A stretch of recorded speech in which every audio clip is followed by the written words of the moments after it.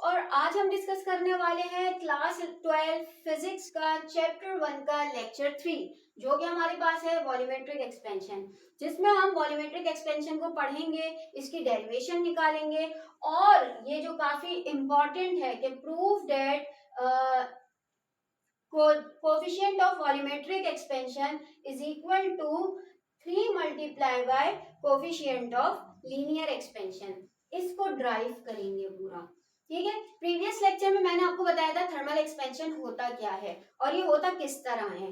भाई हमारे पास क्या था कि होता ये कि अंदर मॉलिक्यूल्स होते हैं किसी भी सॉलिड के, जब इनको हीट दी जाती है इनकी काइनेटिक एनर्जी बढ़ जाती है, काइनेटिक एनर्जी बढ़ती है मूवमेंट बढ़ जाती है, मूवमेंट बढ़ती है तो भाई जितनी जोर से ये टकराएंगे उतना ही दूर जाएंगे, और अगर ये दूर जाएंगे तो खुद ब खुद जो है वो इंक्रीज होता रहेगा ना हमारे पास। अब ये इंक्रीमेंट दो तरीके का होता है, एक्सपेंशन जिसे हम कहते हैं लीनियर, अगर एक साइड से बढ़ रहा है सॉलिड तो वो कहलाएगा लीनियर एक्सपेंशन, और अगर वो तीनों साइड से किसी क्यूबिक की तीनों साइड जैसे हम कहते हैं, फर्स्ट के तौर पे ये है, और इसको जो है जब हम टेम्परेचर दे रहे हैं, इसका जब टेम्परेचर बढ़ रहा है तो ये लेंथ में बढ़ रहा है तो हम इसको कहेंगे लीनियर एक्सपेंशन। लेकिन अगर ये यूं भी बढ़ रहा है, इसकी मोटाई भी बढ़ रही है, इसकी चौड़ाई भी बढ़ रही है, तो हम क्या बोलेंगे कि ये वॉल्यूमेट्रिक एक्सपेंशन है, ठीक है। तो वॉल्यूमेट्रिक एक्सपेंशन जो कि हमारे पास होता है expansion in all three sides of cubic due to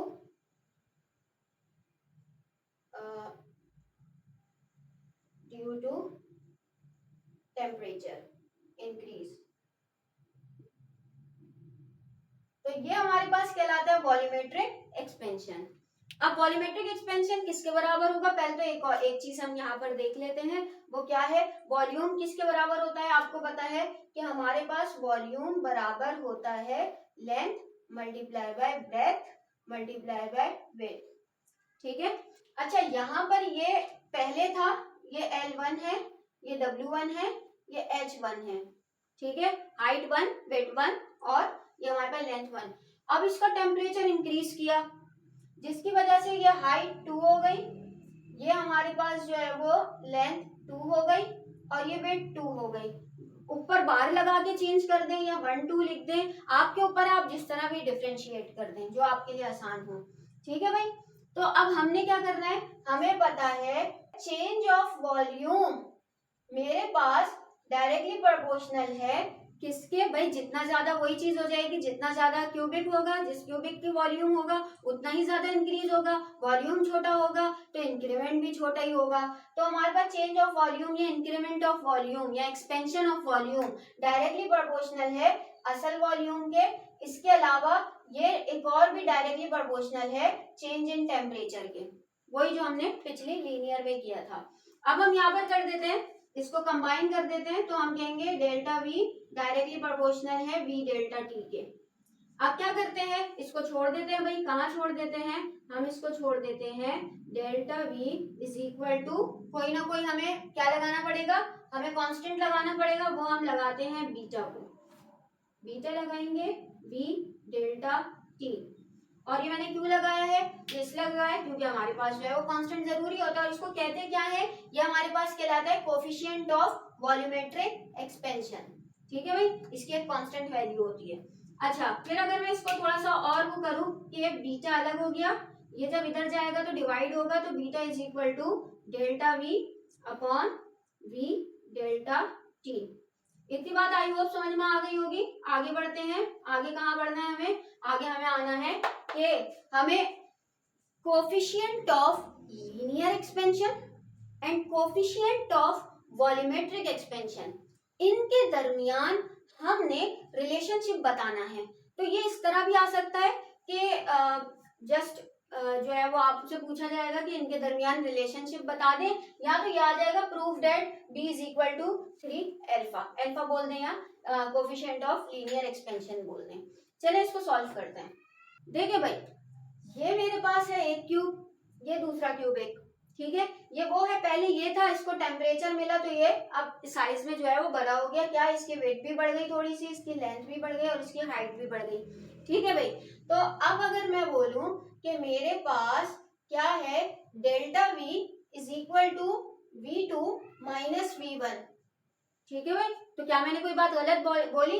क्योंकि अगर मैं इसके साइज से इसका साइज निकाल दूं तो मुझे पता चल जाएगा ना कि मेरा एक्सपेंशन कितना हुआ है। अगर फर्स्ट के तौर पे ये था मेरे पास, फर्स्ट के तौर पे 35 मीटर क्यूब और ये है मेरे पास 50 मीटर क्यूब, तो 50 में से 35 निकालूंगी तो मुझे पता चल जाएगा ना कि यार 15 मीटर क्यूब की जो है वो एक्सपेंशन हुई है। तो एक्सपेंशन मालूम करना है तो V2 को माइनस करना पड़ेगा V1 से। अब हम क्या करते हैं, हम डेल्टा V के साथ प्लस कर देते हैं V1 को और इस V2 को अकेला कर देते हैं। वॉल्यूम का फॉर्मूला क्या होता है, length multiply by breath multiply by weight. तो ये क्या है अगर देखा जाए तो मैं इसको अगर इस तरह लिख दूं, delta V plus V1 is equal to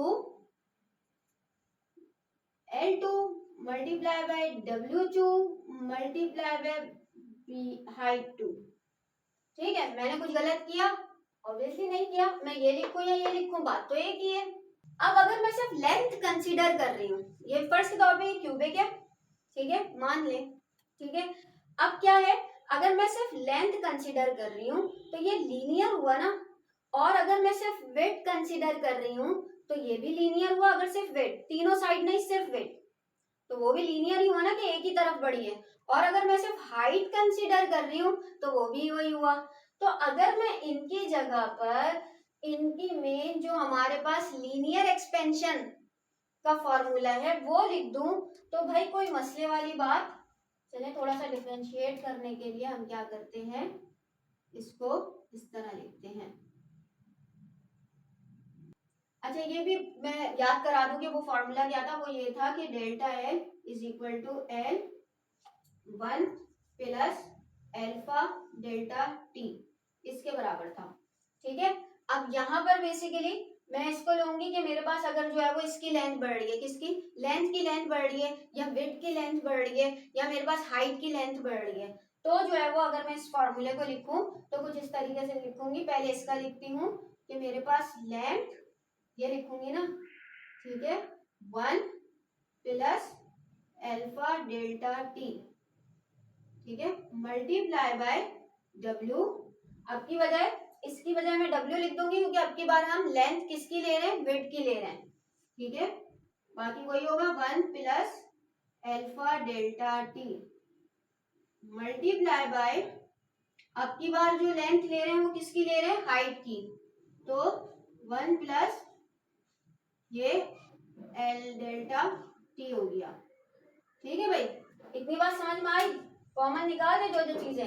अगर मैं इसको क्यूब लगा दूं और इसको इस तरह कर दूं, डेल्टा वी प्लस V1 को तो ऐसे ही लिख देती हूँ। अब मैं क्या करती हूँ, L multiply by W multiply by height, ठीक है, और साथ में 1 प्लस एल्फा डेल्टा टी, इसका क्यूब निकाल लूं, एक ही बात हो गई। और ये भी मेरे पास किसके बराबर हुआ, V के बराबर ही हुआ, वॉल्यूम ही है ना ये, ठीक है। और बाकी ये मेरे पास वही हो गया 1 प्लस एल्फा डेल्टा टी। अच्छा जी, अब एक और चीज करते हैं, आपको क्यूब का फॉर्मूला बता दूं, a प्लस बी क्यूब का फॉर्मूला क्या होता है मेरे पास, a cube plus 3a square B plus 3ab square plus b cube, ऐसा ही होता है। ठीक है, अब मैं क्या करती हूँ, एक second, delta v plus V1 is equal to v। ठीक है, अब यहां से देखें, ये मेरा a है, ये मेरा b है, a क्यूब यानी कि 1 का क्यूब, 1 का क्यूब क्या निकलेगा, 1 ही निकलेगा, प्लस 3 a स्क्वायर क्या है, 1 ही है, 1 का स्क्वायर 1, 3 1 जा 3 हो जाएगा, तो यानी कि ये हो जाएगा 3 एल्फा ये टी, क्योंकि ये तो b जो है वो एक ही दफा लिखा जाएगा। अगले पर आते हैं, 3 1 जा 3 और b स्क्वायर यानी ये वाली वैल्यू स्क्वायर हो जाएगी, alpha square delta T square. ठीक है, और फिर मेरे पास आ जाएगा b का क्यूब यानी कि एल्फा और डेल्टा टी का क्यूब, एल्फा का क्यूब और डेल्टा टी का क्यूब। सही है भाई, इतनी बात समझ में आई। इस फॉर्मूले से मैंने ये खोल दिया है। मैथ्स वाले बच्चे समझ गए होंगे, बायो वाले बच्चे थोड़े कंफ्यूज होंगे। अच्छा जी, अब हम आगे बढ़ते हैं। हमारे पास क्या है, यहाँ पर एक चीज लिखनी है, एस लीनियर, क्योंकि आपके हिसाब से एक लीनियर कोफिशिएंट है, वो छोटा ही होगा ना, क्योंकि वो तो एक साइड से बड़ा है, जबकि हमारे पास जो वॉल्यूमेट्रिक है वो तो बड़ा होगा, क्योंकि वो तीनों साइड से बड़ा है। तो हम क्या करेंगे, S linear coefficient is very small, so we ignored big values।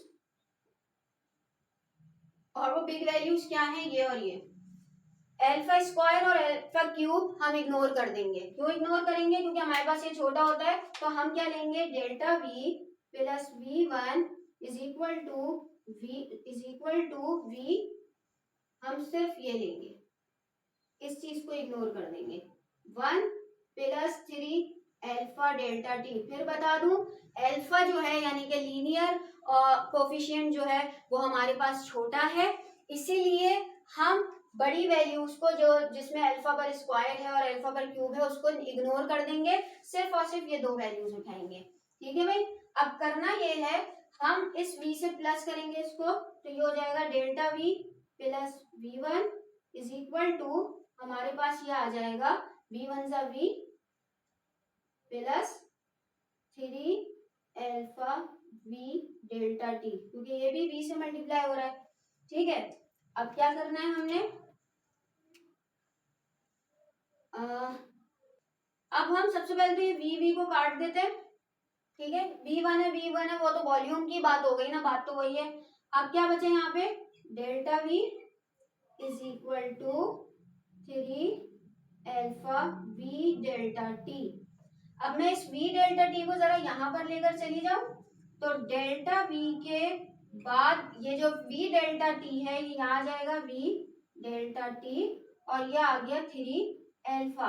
अब जरा मैच करें, सॉरी ये मिट गया, कि बीटा मेरे पास इसी के ही बराबर है, इसके बराबर ये है। तो अगर मैं यहाँ पर बीटा लिख दूं तो बात वही है, beta is equal to 3 alpha. ठीक है भाई, प्रूफ कर दिया हमने, कोई मसला, सेम सेम। तो भाई इस तरीके से हमारे पास ये प्रूव हो जाता है। आई होप कि लेक्चर आपको समझ में आया होगा। लेक्चर समझ में आया तो क्लासमेट्स के साथ जरूर शेयर कीजिएगा, पढ़ाई पर फोकस करते रहिएगा और अपना ख्याल रखिएगा। Thank you.